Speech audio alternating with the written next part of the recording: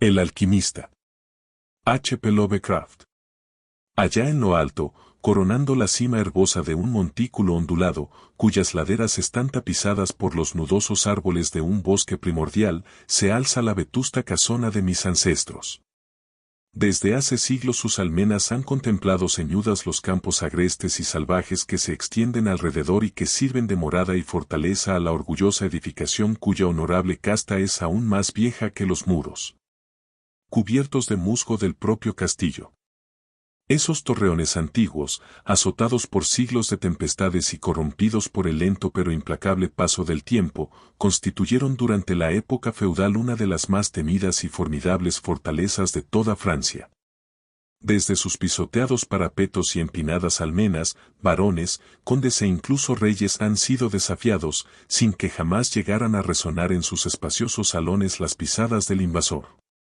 Pero todo ha cambiado desde aquellos años gloriosos. Una pobreza rayana en la mendicidad, unida a la soberbia de un apellido que impedía ganarse la vida en asuntos mercantiles, hizo que los vástagos de nuestra casta fueran incapaces de mantener sus propiedades en todo su esplendor, y las piedras desprendidas de los muros, la maleza que invadía los jardines, el foso seco y polvoriento, los patios de baldosas desgastadas, las torres medio derruidas carentes, como los suelos combados, de sus revestimientos de madera carcomidos por los gusanos, y los deslucidos tapices, todo ello parecía narrar una historia sombría acerca de pasadas grandezas. Con el devenir de los siglos, primero una, luego otra, las 4 grandes torres fueron desmoronándose, hasta que al final tan solo quedó una para albergar a los pocos y tristes descendientes de los antaño poderosos señores del condado. Fue en una de las enormes y tenebrosas estancias de aquella torre que aún se mantenía erguida donde yo, Antoine, el último de los desdichados y malditos condes de C, vi por primera vez la luz del día.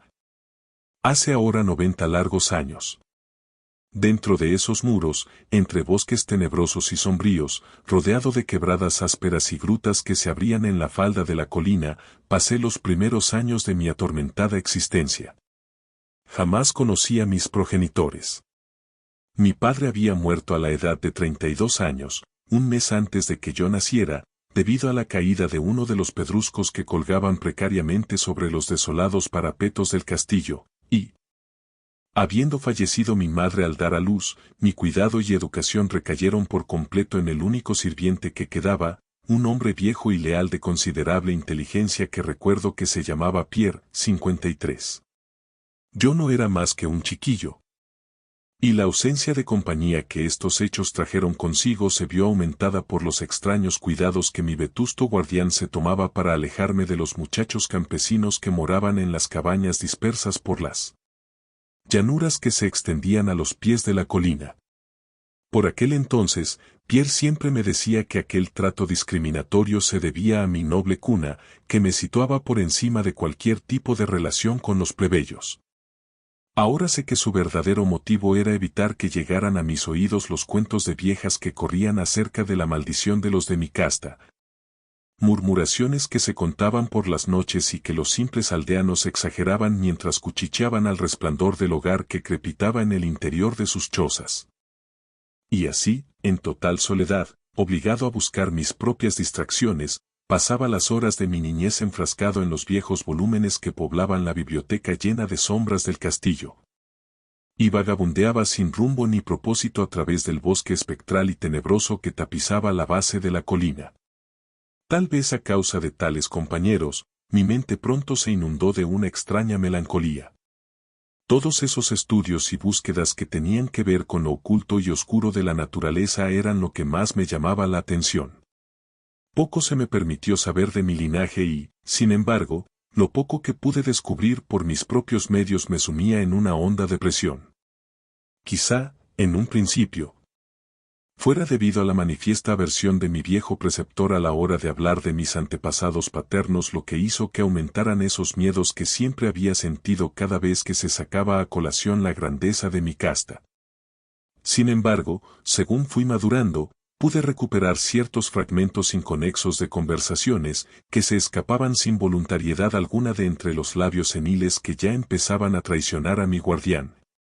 y que tenían algún tipo de relación con cierto acontecimiento que yo siempre había considerado insólito, pero que ahora adoptaba una significación espantosamente turbia. El hecho al que estoy aludiendo se refiere a la temprana edad en la que todos los condes de mi casta encontraban la muerte. Aunque siempre lo había considerado como algo consustancial a una familia poco longeva, más adelante me dio por meditar acerca de todas esas muertes prematuras. Y comencé a relacionarlas con los desvaríos del anciano, que hablaba con frecuencia de una maldición secular que hacía que las vidas de mis antepasados no sobrepasaran la barrera de los 32 años. En mi 21º cumpleaños, el añoso Pierre me entregó un documento familiar que, según afirmaba, había pasado de padre a hijo desde hacía muchas generaciones y seguido al pie de la letra por cada depositario. Su contenido era de lo más inquietante y una lectura más detallada confirmó la gravedad de mis temores. Por aquel entonces, mi creencia en lo sobrenatural era firme y estaba muy arraigada, de otra manera habría desechado con burlas la increíble narración que se desplegaba ante mis ojos. Los manuscritos me hicieron retroceder al siglo XIII, cuando el viejo castillo que me servía de morada era una fortaleza temida e inexpugnable. Hablaban de cierto anciano que una vez vivió en nuestras posesiones, un sujeto de no pocas habilidades, aunque apenas era más que un plebeyo. Su nombre era Michel, aunque generalmente solían llamarle Maubais, el malvado, debido a su siniestra reputación. Había estudiado más de lo habitual para los de su clase, indagando en cosas como la piedra filosofal o el elixir de la eterna juventud, y tenía una fama considerable en el conocimiento de los terribles secretos de la alquimia y la magia negra. Michel Maubais tuvo un hijo llamado Charles, un joven tan eficiente en el manejo de las artes ocultas como él mismo, al cual solía conocérsele como le sorcier o el mago. Aquel par de sujetos, repudiados por las personas honestas, eran sospechosos de las prácticas más horrendas. Se rumoreaba que el viejo Michel había quemado viva a su esposa, a modo de sacrificio al diablo. Y también se señalaba a las puertas de aquellos dos en lo tocante a las incontables desapariciones de niños plebeyos de corta edad.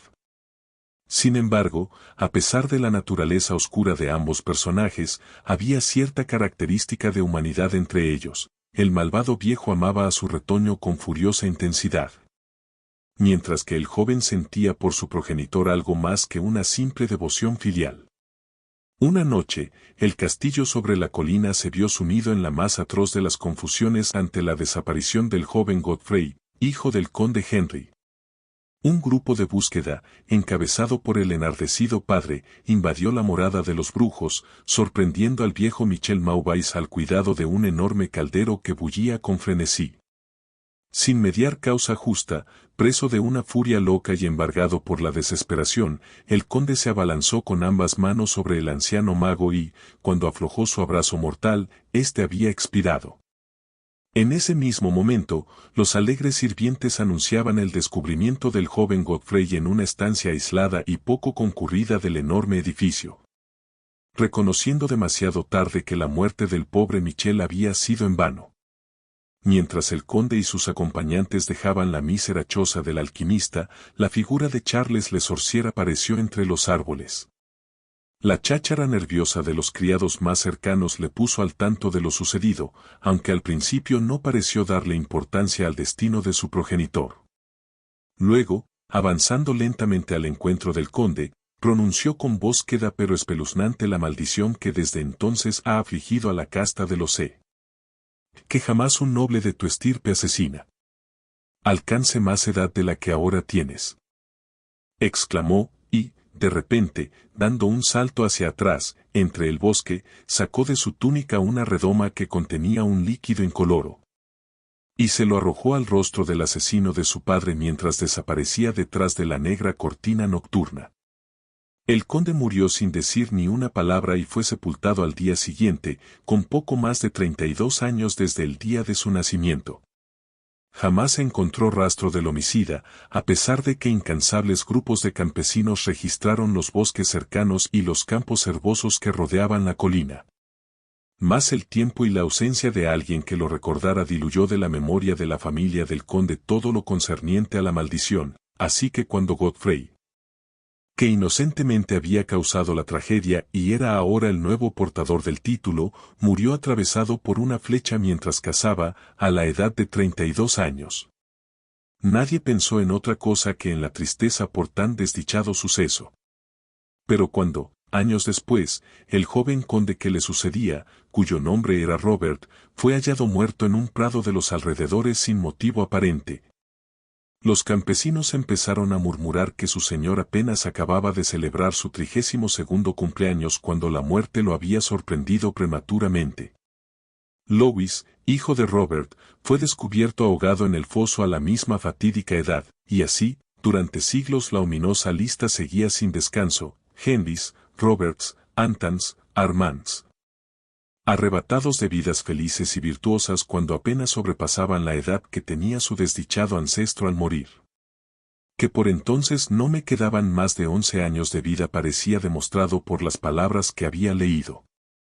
Mi vida, tan poco valorada hasta esos momentos, se hizo más y más preciada según avanzaban los días, y fui sumergiéndome progresivamente en los misterios de un mundo oculto de magia negra. En mi soledad, la ciencia moderna no me había influido y trabajaba como en la Edad Media, con el mismo empeño que el viejo Michel y el joven Charles se habían impuesto en el logro de la sabiduría demoníaca y alquímica.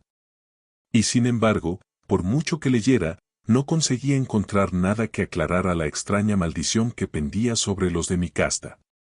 En ciertos momentos en los que regía con inusual lucidez, creía incluso poder encontrar explicación natural, culpando de las muertes tempranas de mis ancestros al infausto Charles Le Sorcier y a sus herederos. Pero, tras descubrir, después de una meticulosa búsqueda, que no existía ningún descendiente conocido del alquimista, me vi obligado a retomar mis estudios ocultos y me esforcé de nuevo en pergeñar un encantamiento que liberara a mi linaje de su terrible carga.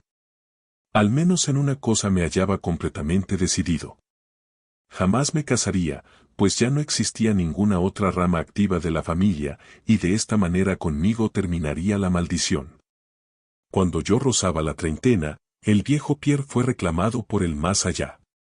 Completamente solo le enterré bajo las piedras del patio por el que tanto le gustaba vagabundear en vida. De aquella forma fui dejado a mis solitarias meditaciones, la única criatura humana que ahora habitaba la enorme fortaleza. Y en aquel aislamiento absoluto mi mente fue dejando de rebelarse en vano contra la maldición que pendía sobre mí, llegando casi a reconciliarse con el destino aciago que ya había golpeado a tantos de mis ancestros. Comencé a pasar la mayor parte del tiempo explorando las salas abandonadas y los ruinosos torreones del vetusto castillo, que los miedos juveniles me habían hecho evitar y cuyos recintos, según me aseguró un día el viejo Pierre, no habían sido hollados por el pie humano desde hacía siglos. Muchos de los objetos que allí encontré eran de lo más sorprendentes y extraños. Mis ojos se posaron sobre antiguos muebles cubiertos por el polvo de las centurias y carcomidos por una larga exposición a la intemperie. Las telarañas brotaban con una profusión que jamás había contemplado antes, y unos murciélagos enormes agitaban sus alas esqueléticas y grotescas en el vacío de las desérticas tinieblas.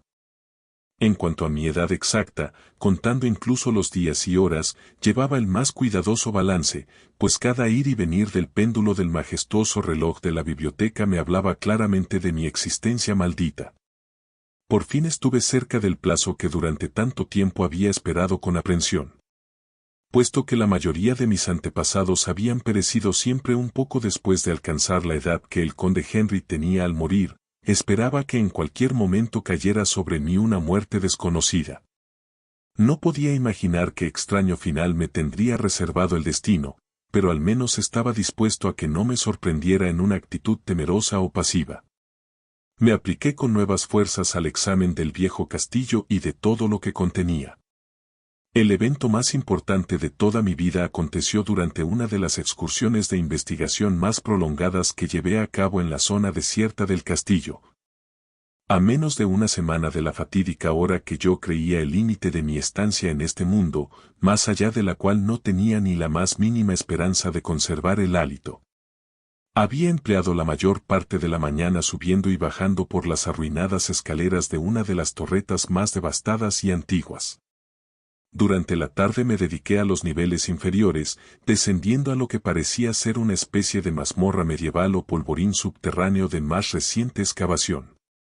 Mientras me deslizaba lentamente por el pasadizo abierto al pie de las escaleras, el suelo se tornó sumamente húmedo y pronto descubrí, a la luz de mi trémula antorcha, que un muro negro y resumante de agua cortaba mi avance.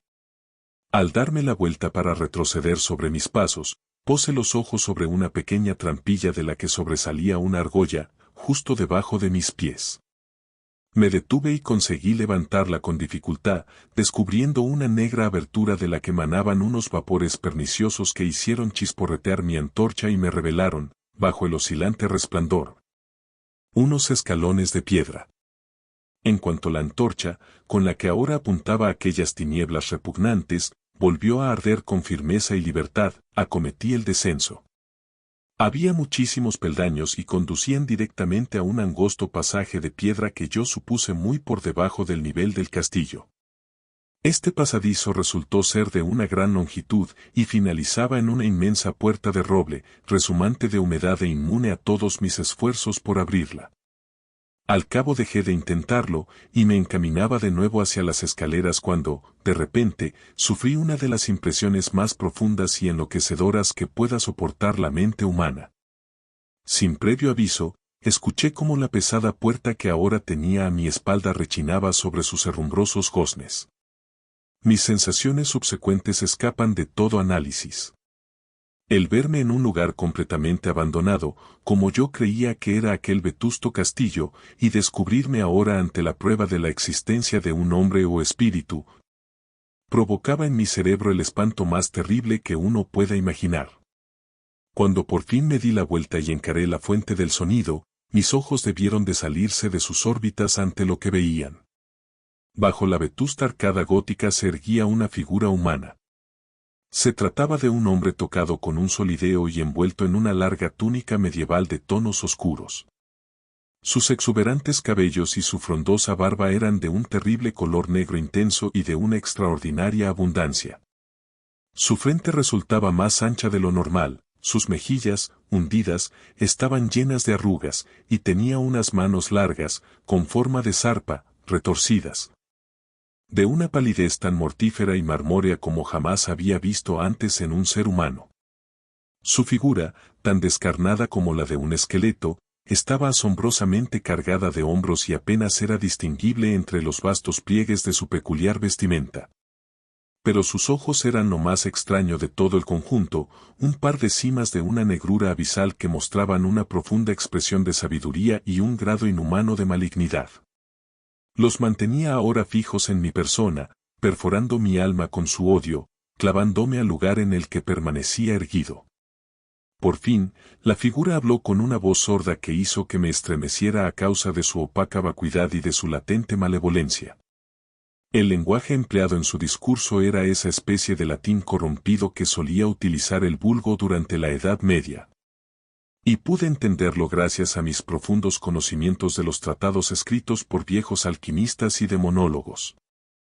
La aparición habló de la maldición que pendía sobre los de mi casta, anunció la proximidad de mi muerte. Hizo hincapié en el crimen perpetrado por mi ancestro contra el viejo Michel Maubais y se regodeó en la venganza de Charles Le Sorcier. Me dijo cómo había conseguido escapar Charles en medio de la noche y cómo había regresado años más tarde para matar al vástago Godfrey con una flecha cuando tenía casi la misma edad que su padre al cometer el crimen. Y cómo había retornado en secreto al condado y se había establecido secretamente en el desolado antro subterráneo bajo cuya arcada se encontraba ahora el espantoso narrador, y cómo había sorprendido a Robert, el hijo de Godfrey, en los prados, obligándole a ingerir el veneno y haciendo que pereciera a los 32 años de edad, manteniendo así la hedionda profecía de su vengativa maldición. En este punto, me dejó fantasear acerca del misterio más extraño de todos, cómo había conseguido mantenerse la maldición después de que Charles Le Sorcier muriera de acuerdo a las leyes naturales, ya que el hombre empezó a divagar sobre ciertos estudios alquímicos de honda sabiduría que ambos magos, padre e hijo, habían llevado a cabo. extendiéndose particularmente en las investigaciones de Charles Le Sorcier sobre un elixir que le otorgaría una vida y juventud eternas. Por un instante, el entusiasmo pareció borrar de sus terribles ojos aquel odio que en un principio los hechizaba, pero enseguida volvieron a brillar con todo su maligno resplandor y, con un espeluznante sonido semejante al siseo de una serpiente, el extraño alzó una redoma de cristal con la evidente intención de terminar con mi vida de la misma manera que 600 años atrás habían hecho con mi antepasado. Llevado por un instinto de autodefensa, logré romper el hechizo que me mantenía inmóvil y arrojé la agonizante antorcha sobre la criatura que amenazaba mi existencia.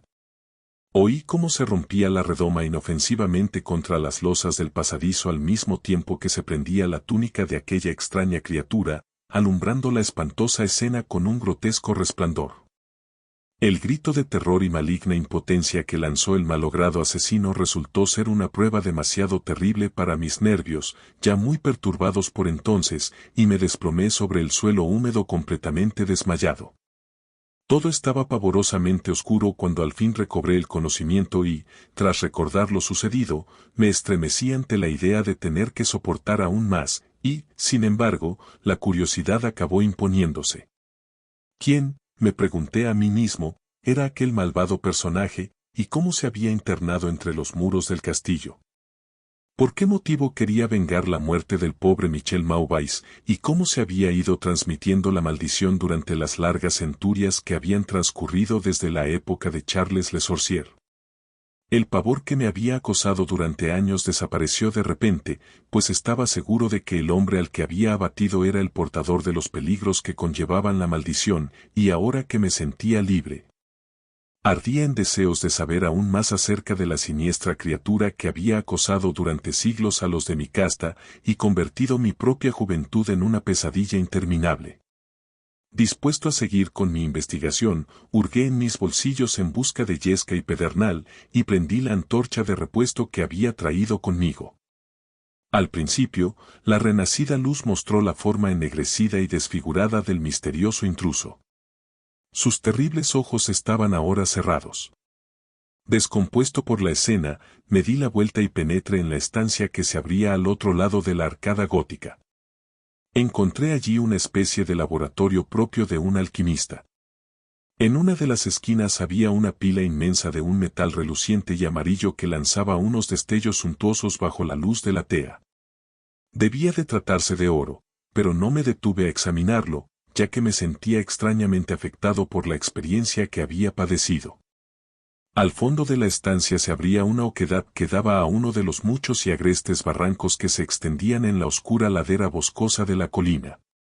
Fascinado, aunque sabedor de cómo había conseguido acceder aquel hombre al interior del castillo, me dispuse a regresar. Intenté pasar sin dirigir la mirada hacia los restos del intruso, pero, al aproximarme, creí percibir un apagado sonido procedente del cuerpo, como si su vida aún no se hubiera extinguido del todo. Aterrorizado, me volví para examinar la figura carbonizada y reseca que yacía en el suelo. Y entonces, con brusquedad, aquellos terribles ojos, más negros aún que el rostro calcinado del que sobresalían, se abrieron de par en par con una expresión que me resultó imposible descifrar. Los labios agrietados intentaron articular unas palabras que no pude reconocer del todo. En un momento dado capté el nombre de Charles Le Sorcier, y más adelante creí reconocer las palabras, años, y, maldición, brotando de aquella boca retorcida. A pesar de todo, fui incapaz de encontrarle sentido a su desmadejada plática. Ante la evidencia de mi desconocimiento, esos ojos profundos como cimas relampaguearon una vez más con toda su malevolencia hacia mi persona, hasta el punto de que, a pesar de ver a mi enemigo completamente vencido, no pude evitar un escalofrío. Súbitamente, aquel miserable, animado por un último rescoldo de energía, irguió su espantosa cabeza del húmedo y chorreante enlosado. Recuerdo que en esos momentos, mientras yo estaba petrificado por el terror, aquel ser consiguió recuperar el habla, y con su último aliento vociferó las palabras que, desde entonces, habrían de obsesionarme durante todos los días y noches de mi existencia. Necio. Aulló. ¿Acaso no puedes adivinar mi secreto? ¿Acaso no tienes el suficiente cerebro para reconocer la voluntad que durante 6 largos siglos ha consumado la terrible maldición que pesa sobre tu casta? ¿No te he hablado ya del poderoso elixir de la eterna juventud? ¿No sabes aún quién descubrió el secreto de la alquimia? Te lo diré. Fui yo. Yo. Yo. Yo, que he subsistido durante 600 años para perpetuar mi venganza, pues no soy otro que el mismo Charles Le Sorcier. Fin.